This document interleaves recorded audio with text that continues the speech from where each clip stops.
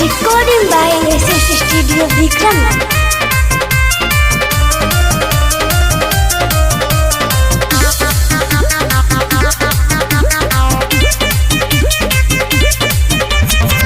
ऐसन वैसन ना बुझ हो, लभर हमारे हटे गुजर हो। ऐसन वैसन ना बुझ हो, लभर हमारे हटे गुजर हो। मर्द गोले ही रहेला सनल के में, जन धोबियन के लोए बाबू अतना हलके में मार दी गोली के इनके तो रखल के में। जन धोबियन के लोए बाबू अतना हलके में मार दी गोली के इनके तो रखल के में।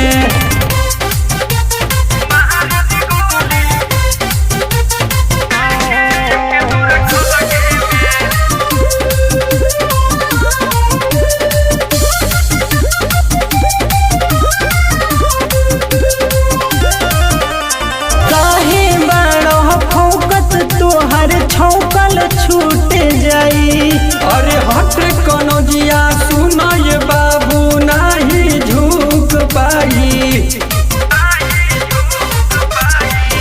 अरे काहे बड़ा फोकत तोहर छौकल छूट जाई। अरे हट कोनो जिया सुना ये बाबू नहीं झुक पाई।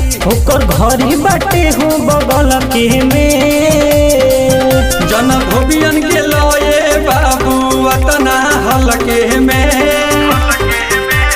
मार दी गोली के इनके तो रखल के में।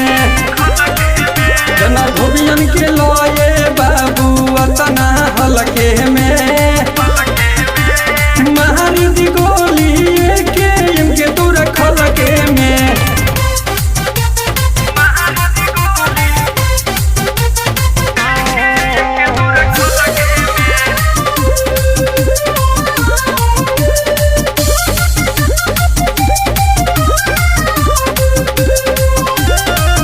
अरे तोरा ले खालोई काउन कर बाड़े बॉडीगार्ड।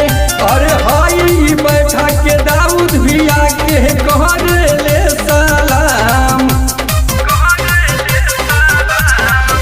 अरे तोरा ले खालोई काउन कर बाड़े बॉडीगार्ड। अरे हाई बैठा के दाऊद भी आके कहर ले सलाम। कदी मर्डर रहेला सनल के में, जन धोबियन के लोए बाबू अतना हलके में